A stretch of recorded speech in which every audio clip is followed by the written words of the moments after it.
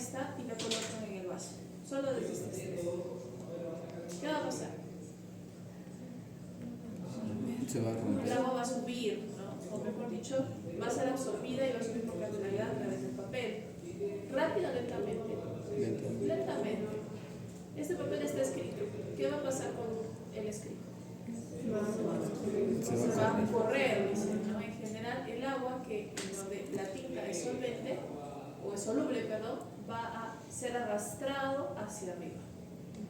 Y esa es la base de la cromatografía, la capacidad de arrastre gracias a un solvente y la solubilidad de los componentes de una muestra que al ser solvente podrán separarse de forma diferencial.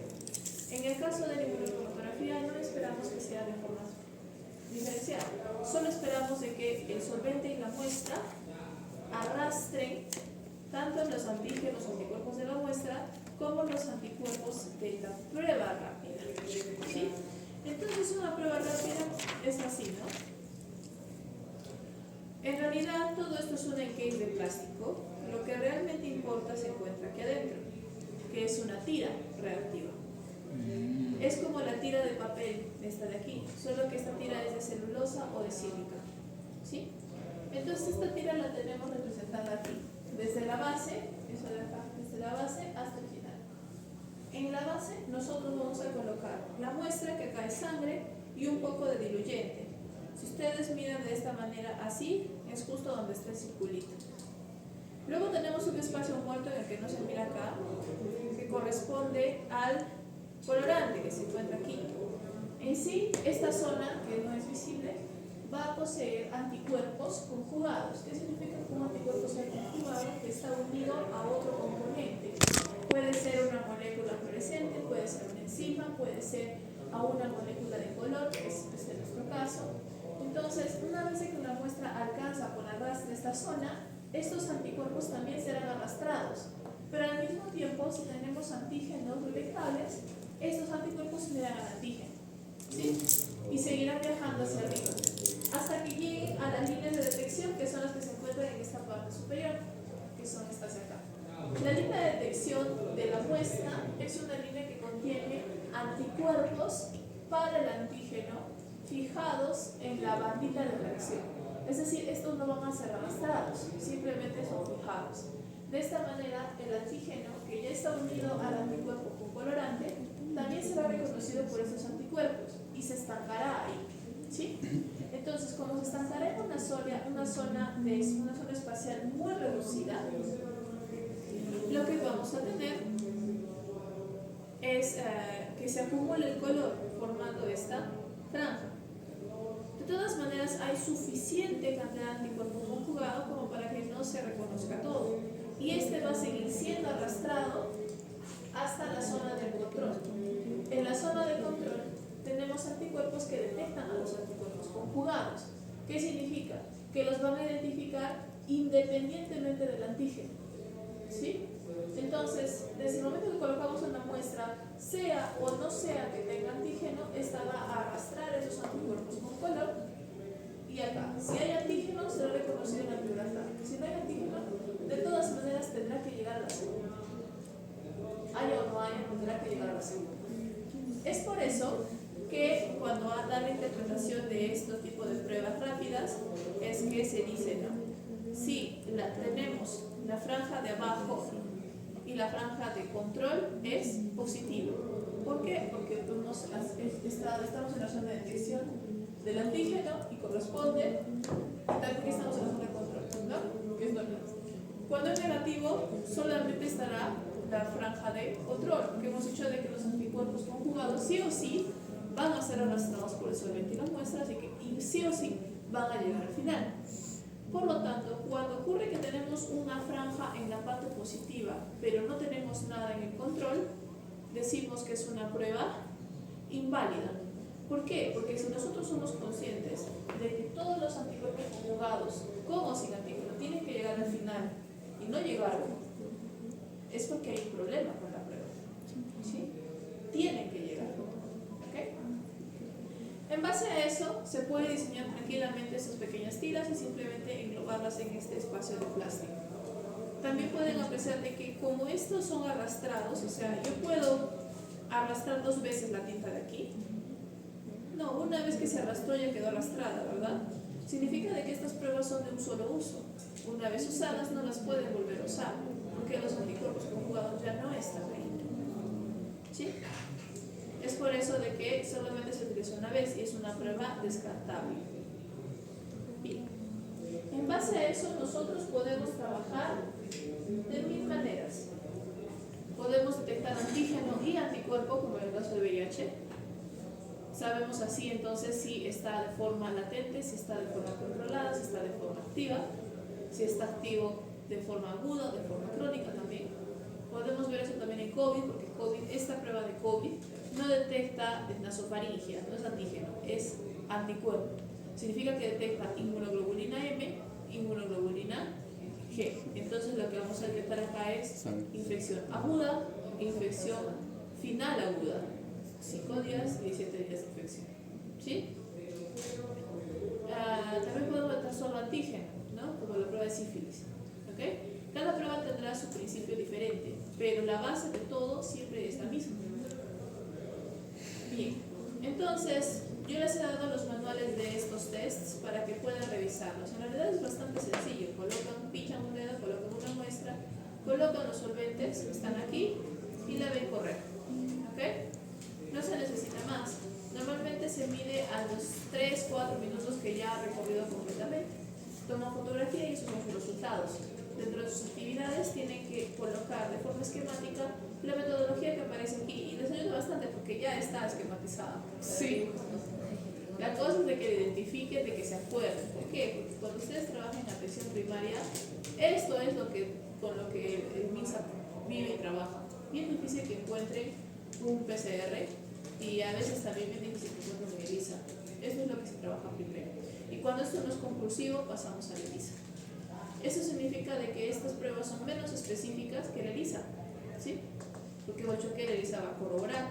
Y al mismo tiempo estas pruebas solo son cualitativas, porque solo nos pueden dar resultados dicotómicos, positivo, negativo, nada más, ¿sí? En cambio el ELISA puede ser cuantitativo, significa de que yo puedo cuantificar la cantidad de antígeno o anticuerpo que esté evaluando. ¿Y por qué se da esto? Ahora sí pasamos al segundo tema, que es ELISA. El nombre de ELISA significa ensayo de inmunoabsorbancia ligado a enzimas. Entonces, en general, lo que vamos a tener es un anticuerpo conjugado a una enzima, específicamente a una peroxidasa, la HRP peroxidasa. Esta peroxidasa cliva el peróxido generando oxígeno, agua e energía que va a oxidar un colorante determinado, que va a transformarlo de color azul a color amarillo. ¿Sí? Entonces, a mayor cantidad de enzima, mayor cantidad de cambio de color. Si hay más enzima es porque hay más anticuerpo unido antígeno. Si hay más anticuerpo unido antígeno es porque hay más antígeno. Por lo tanto, la concentración de color, la cantidad de color es directamente proporcional a la cantidad de antígeno. ¿Sí? Desde ahí se arrastra el proceso. Bien. Entonces, en este caso,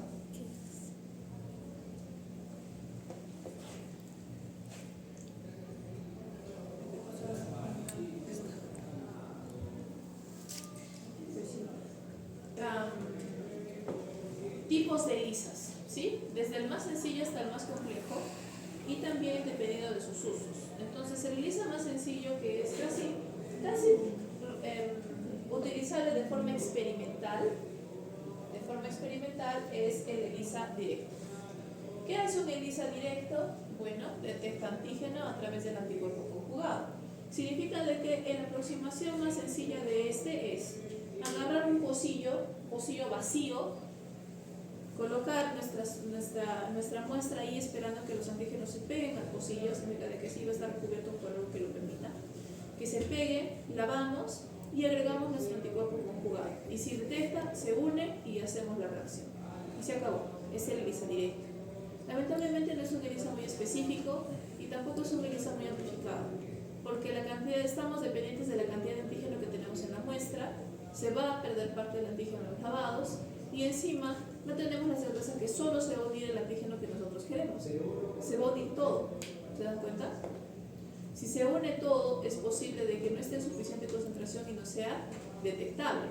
Entonces, acá es donde estamos limitados. ¿Okay? Por eso es de que decía que era más utilizado para investigación, porque es lo más sencillo en investigación. ¿Sí? Bien. Ahora lo que compete es el indirecto. El indirecto no es capaz de detectar antígeno, es capaz de detectar anticuerpo. ¿Qué significa que sea capaz de detectar anticuerpo? En este caso lo que vamos a hacer es tener nuestro pocillo.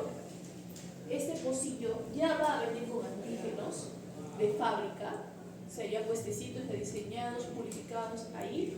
Y lo que vamos a hacer es agregar nuestra muestra para que los anticuerpos de nuestra muestra se unan a sus antígenos. Y luego agregamos el anticuerpo conjugado, que a su vez se unirá a nuestro anticuerpo. Se le llama indirecto porque el anticuerpo conjugado nunca toca el antígeno, es anticuerpo, anticuerpo, antígeno. ¿Sí? En este caso, bueno, para la redundancia, este es para detectar anticuerpos, no antígenos. Punto número 2. Es más difícil confundir un antígeno con otro cuando estamos hablando de la fracción constante de un anticuerpo. ¿Sí? Por lo tanto, este es más específico que el anterior. ¿Ok? Luego tenemos la prueba que lo tiene todo, que es la sándwich. La sándwich sirve para detectar antígeno, pero para detectarlo con una gran especificidad.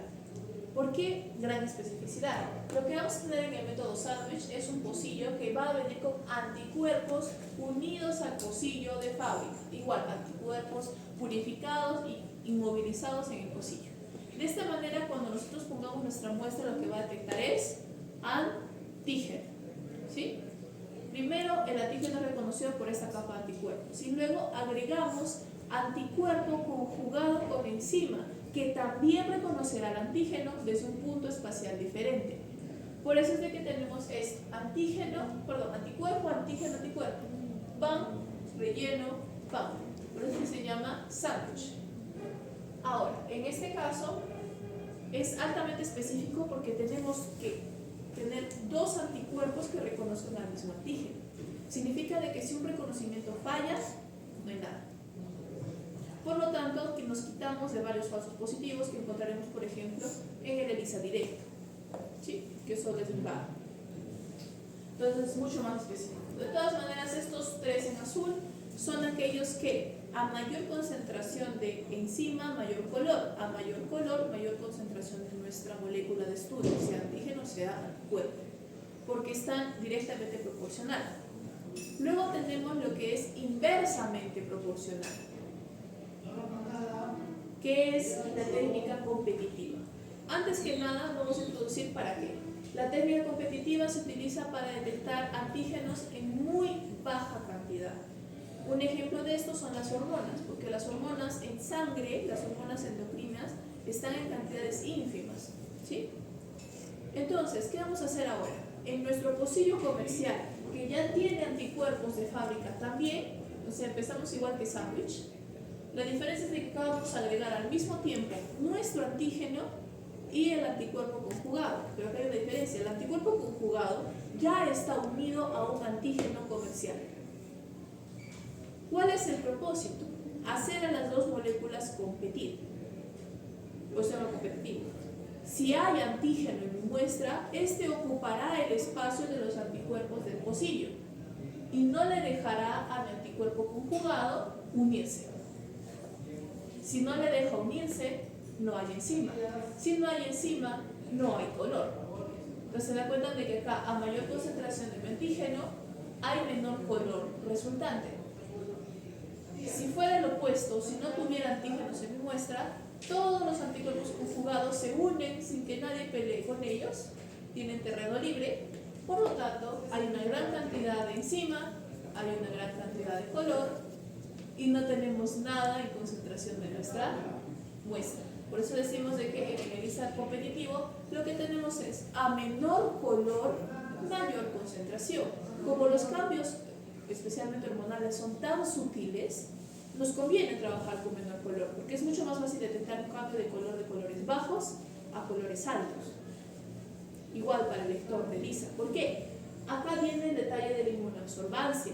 Ustedes han visto en bioquímica que cuando quieren medir la concentración, especialmente en el método fotocolorimétrico, trabajan con una reacción coloreada.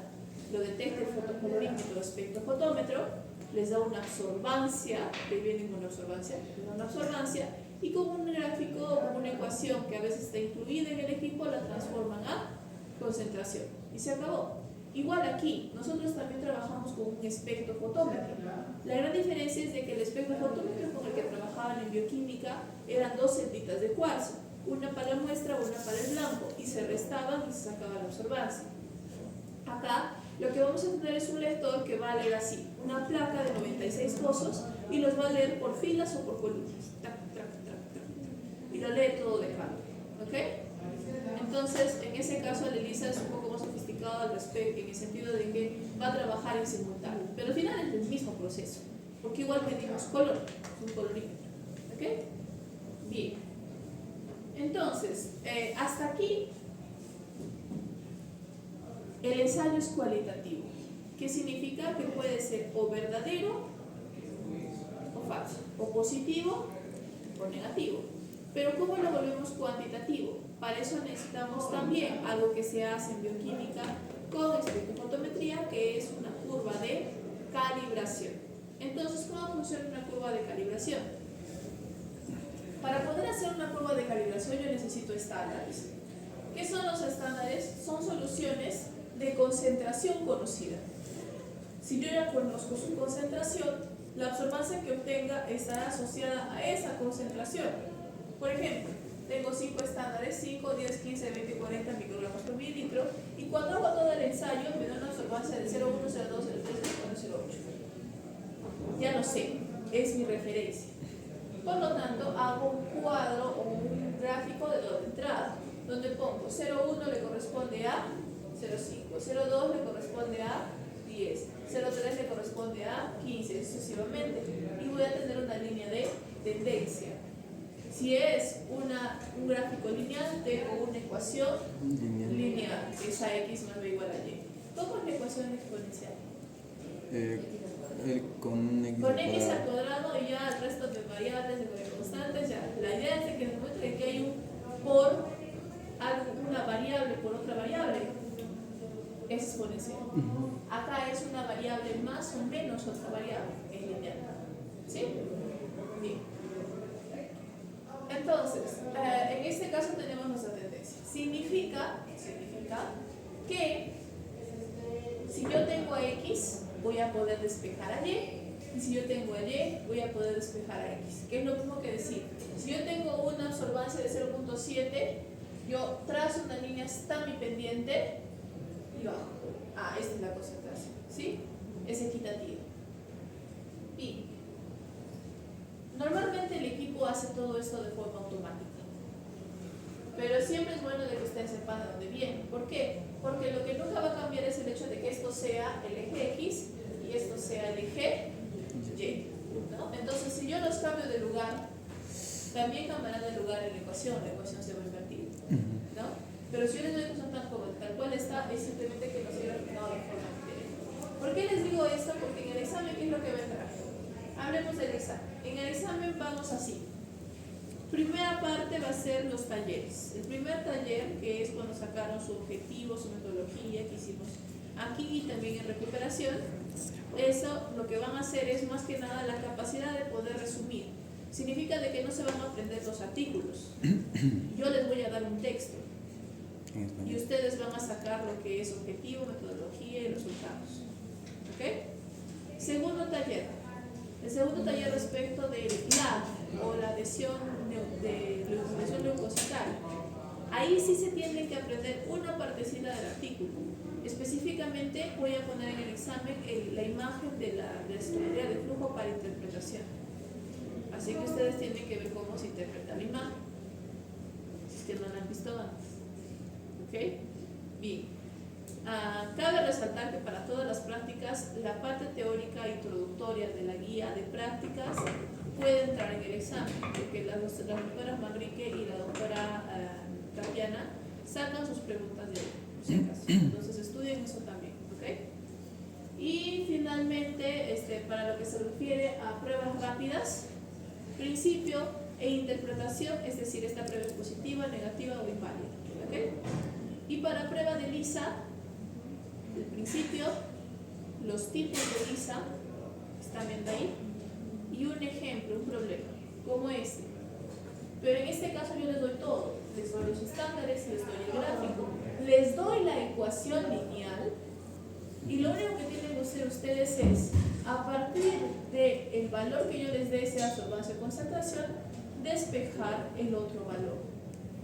¿Qué es lo que quiero evaluar aquí? Simplemente que sean capaces de despejar una ecuación lineal y que sean capaces de reconocer cuál es eje X y cuál es eje Y. Gracias.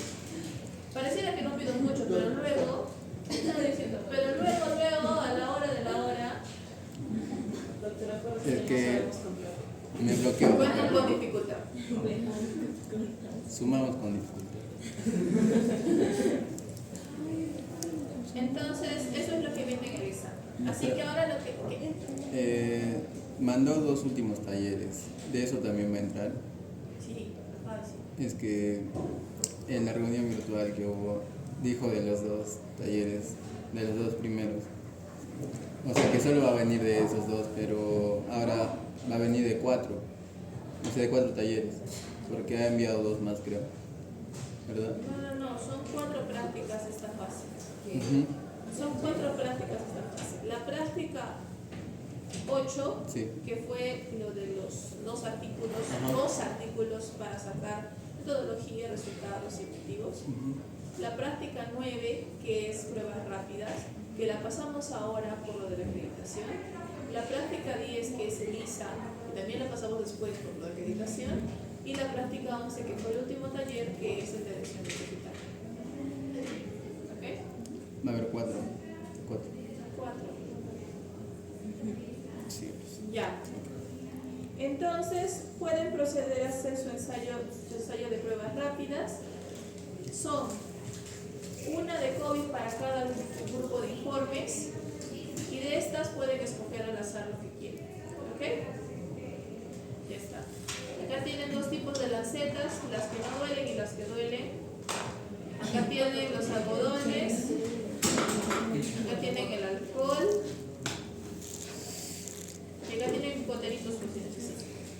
Es que estas pues son las más baratas, pero